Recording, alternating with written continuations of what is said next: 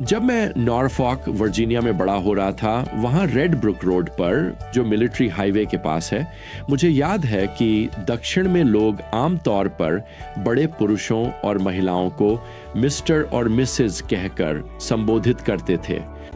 और मुझे आपको बताना है, मुझे भी इसी तरह से प्रशिक्षित किया गया था कि यस सर और यस मैम कहना चाहिए। ये बड़े लोगों के प्रति सम्मान दिखाने का तरीका माना जाता था। असल में मुझे आज भी वह झटका याद है जब पहली बार एक वेट्रेस ने मुझसे कहा, क्या मैं आपकी मदद कर सकती हूं सर? खैर, इससे साबित हो गया कि मैं बड़ा हो गया हूं और मुझे यकीन नहीं था कि मुझे यह पसंद आया या नहीं। सच तो यह है कि हम लोगों को कैसे संबोधित करते हैं, यह हमारे और उनके रिश्ते को जाहिर कर सकता है। खैर, यहां रोमियो की पुस्तक में पौलुस अब पहली बार अध्याय 1 में अपने पाठकों को संबोधित करता है और ऐसा करते हुए वह बताता है कि उसका उनके साथ क्या संबंध है और भी बढ़कर वे लोग परमेश्वर से कैसे जुड़े हैं। वह यहाँ 6ठी आयत में उन्हें इस तरह संबोधित करता है, वे जो यीशु मसीह के हैं, रोम में वे सब जो परमेश्वर के प्रिय हैं और संत कहलाने के लिए बुलाए गए हैं।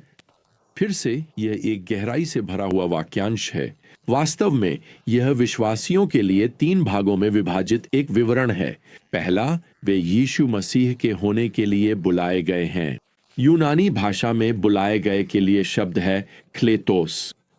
यह शब्द एक्लेसिया से संबंधित है, जिसका अनुवाद कलीसिया चर्च किया गया है। कलीसिया का शाब्दिक अर्थ है बुलाए गए लोग। कलीसिया के सदस्य वे हैं जिन्हें मसीह में विश्वास के द्वारा उद्धार मिला है और जिन्हें यूं कहें तो संसार से बाहर बुलाकर एक परिवार, एक विश्वासियों के समूह में शामिल किया गया है। पौलुस यहां कहता है कि वे यीशु मसीह के हैं, इसीलिए हम उसकी विशेष संपत्ति हैं। पतरस लिखता है, हम उसके अपने लोग हैं। कुछ समय पहले मैंने एक युवक के मसीह में परिवर्तन के बारे में पढ़ा था जब वह कॉलेज में था।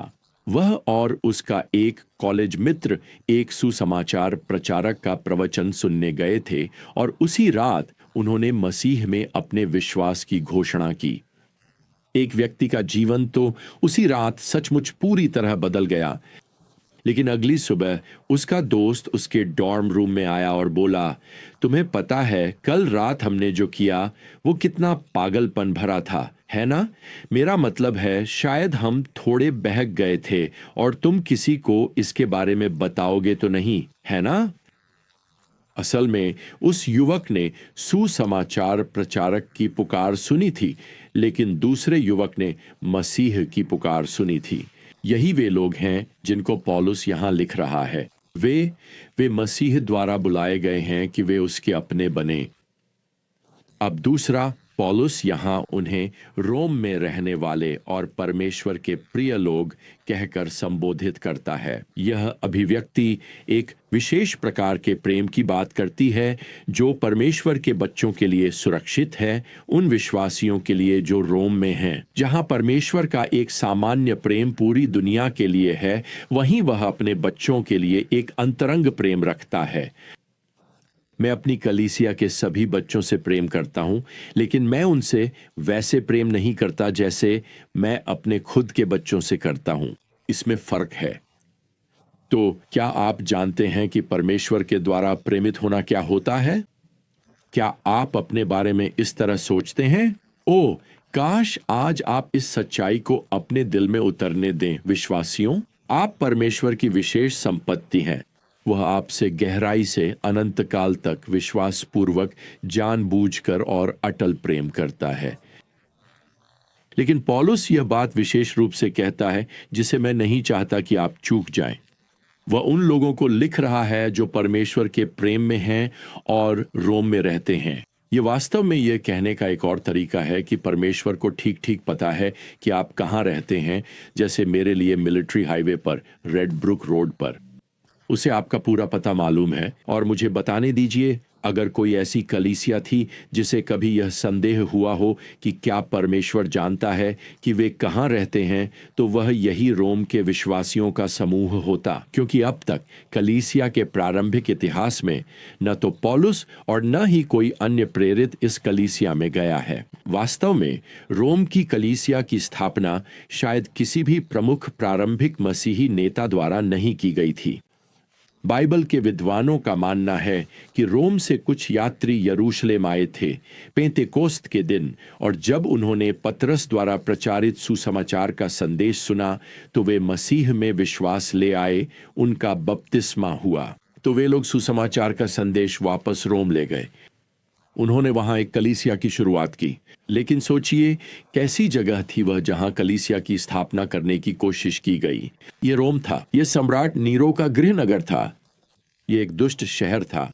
यहाँ ग्लैडिएटर, जुआरी, वेश्याएं और मूर्तियों का घर था। यह वह जगह थी जहां यीशु मसीह के अनुयायी के लिए हतोत्साहित होना बहुत आसान था। लेकिन अब सोचिए, प्रेरित पौलुस का यह प्रेरित पत्र उनके पास आता है सीधे परमेश्वर के हृदय से, और यह पत्र यह बताकर शुरू होता है कि परमेश्वर उन्हें जानता है। परमेश्वर जानता है कि वे कहाँ रहते हैं, और वे परमेश्वर के द्वारा विशेष रूप से प्रेम किए गए हैं। वे उसकी दिव्य दृष्टि से ओझल नहीं हुए हैं। मुझे आश्चर्य है कि क्या यही वह संदेश है जो आपको आज सुनने की आवश्यकता है। चाहे आप कहीं भी हों, परमेश्वर ठीक ठीक जानता है कि आप कहाँ रहते हैं। वह आपके जीवन के हर एक विवरण को जानता है। वह जानता है वे छोटी छोटी पेंटिंग्स जो आपने अपने लिविंग रूम की दीवार पर टांग रखी हैं। वह आपके अस्तित्व के हर एक पहलू को जानता है। उसने आपको भुलाया नहीं है। उसने ये नहीं भुलाया कि आप कौन हैं। उसका प्रेम आज पौलुस द्वारा रोम के विश्वासियों को लिखी गई इस आयत के माध्यम से आप तक पहुंच रहा है। खैर, मैं यहां तीसरी बात यह बताना चाहता हूं कि 7वीं आयत में पौलुस लिखता है कि ये रोमी मसीही संत बनने के लिए बुलाए गए हैं। यहां संतों के लिए ग्रीक शब्द हागियोस है। इसका अर्थ है पवित्र लोग। हागियोस का लैटिन अनुवाद सैंक्टस है, जिससे हमें संत शब्द मिला है। अब मुझे यहां यह बताना है कि संत बनने के लिए बुलाए गए में जो टू बी क्रिया है वह मूल पाठ में नहीं है। असल में आपकी बाइबल में ये शब्द शायद तिरछे लिखे गए हैं ताकि यह बात स्पष्ट हो सके। ये शब्द अनुवादक का प्रयास है यह स्पष्ट करने के लिए कि हमें यही बनने के लिए बुलाया गया है। और यह निश्चित रूप से सच है, हमें संत बनने के लिए बुलाया गया है। लेकिन मुझे लगता है कि यहां यह थोड़ा भ्रमित कर सकता है। पौलुस कह रहे हैं कि रोम में विश्वासियों को संत कहा गया है, और संत बनने के लिए बुलाए जाने और अभी संत कहे जाने में बहुत बड़ा अंतर है।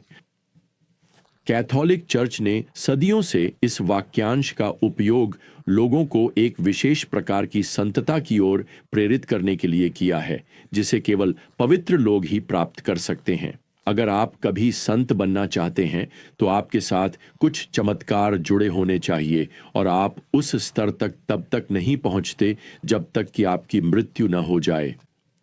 तो प्रियजनों, मैं आपको बताना चाहता हूं कि पौलुस यहां यह शब्द मृत ईसाइयों के लिए नहीं बल्कि जीवित ईसाइयों के लिए इस्तेमाल कर रहे हैं। यह कोई विशेष ईसाइयों के लिए नाम नहीं है, बल्कि हर ईसाई के लिए है। सच्चाई यह है कि परमेश्वर कभी भी पापियों से यह नहीं कहते कि वे संत बनने की कोशिश करें। परमेश्वर हमें पाप की कीचड़ से उठाते हैं और हमें संत कहते हैं। लेकिन आखिर परमेश्वर हमें संत कैसे कह सकते हैं? सुनिए, मैं अपने साथ रहता हूं। कभी कभी मैं बहुत संत जैसा नहीं होता। मैं कोई बड़ा संत नहीं हूं। हमें संत इसलिए नहीं कहा जाता क्योंकि हम परिपूर्ण हैं या क्योंकि हम मंजिल तक पहुंच गए हैं, बल्कि इसलिए क्योंकि हम मसीह के हैं। और जब आप एक विश्वासी बने तो आपको मसीह की धार्मिकता आपके दिवालिया खाते में जमा कर दी गई। पौलुस इसे आगे अध्याय 5 में थोड़ा विस्तार से समझाएंगे। पापी और संत के बीच एकमात्र अंतर उद्धारकर्ता और उद्धार है। तो अगर आज आप एक संत हैं प्रियजनों, तो यह आपकी परिपूर्णता के कारण नहीं है, बल्कि आपकी स्थिति के कारण है। आप मसीह में हैं, परमेश्वर के परिवार के सदस्य हैं और आप अपने परिपूर्ण उद्धारकर्ता के हैं। अब मैं नहीं चाहता कि आप इस बात को गलत समझें प्रियजनों। बाइबल में पवित्रता का अर्थ है कि हम पवित्र जीवन जीना चाहते हैं, यानी ऐसे जीवन जो हमारे पवित्र परमेश्वर को प्रसन्न करें। वास्तव में शास्त्र में पवित्र शब्द का अर्थ है अलग किया हुआ। आज संत होने का अर्थ है कि हम परमेश्वर के लिए अलग किए गए हैं और इसी आधार पर हम पवित्र जीवन जीने का प्रयास करना चाहते हैं। यही बात पौलुस इफिसियों के 5वें अध्याय की 3री आयत में जोर देकर कहते हैं, परंतु व्यभिचार और सब प्रकार की अशुद्धता या लोभ का तुम्हारे बीच नाम भी न लिया जाए, जैसा कि संतों के लिए उचित है। यहां फिर वही बात है। इसलिए हमें संतों की तरह जीना चाहिए, क्योंकि हम परमेश्वर के लिए अलग किए गए हैं। मुझे याद है कि जब मैं हाई स्कूल में था और शाम को अपने दोस्तों के साथ बाहर जाने या किसी गतिविधि में भाग लेने के लिए निकलता था, तो दरवाजे से बाहर जाने से ठीक पहले मेरी माँ कहती थी, अब अपना उपनाम मत भूलना। अब ये याद रखना कि मैं डैवी हूं, असली बात नहीं थी। वह चाहती थी कि मेरा व्यवहार हमारे परिवार के नाम के अनुरूप हो। आप एक संत हैं तो उसी तरह जिए। संत कहलाने के नाम को जिए, परमेश्वर की महिमा के लिए संत कहलाने के योग्य बने। अब पौलुस 7वीं आयत में अपनी व्यक्तिगत शुभकामना देता है। वह लिखता है, तुम्हें अनुग्रह और शांति मिले। यह पौलुस का अपने पत्रों में सामान्य अभिवादन है, जिसमें वह यूनानी अभिवादन अनुग्रह को इब्रानी अभिवादन श्लोम या शांति के साथ जोड़ता है। इसलिए पौलुस वास्तव में रोम की कलीसिया के गैर यहूदी और यहूदी दोनों सदस्यों का अभिवादन कर रहा है, लेकिन वह यह भी जोर देना चाहता है कि अनुग्रह का एकमात्र स्रोत, शांति का एकमात्र स्रोत वही है, और इसलिए वह यहाँ लिखता है, तुम्हें अनुग्रह और शांति मिले हमारे परमेश्वर पिता और प्रभु यीशु मसीह से। ये सब हमारे प्रभु से ही आता है। तो अगली बार तक प्रियजनों, जब हम फिर से यात्रा शुरू करेंगे, प्रभु यीशु मसीह का अनुग्रह, परमेश्वर का प्रेम और पवित्र आत्मा की संगति आप सभी के साथ बनी रहे। आमीन।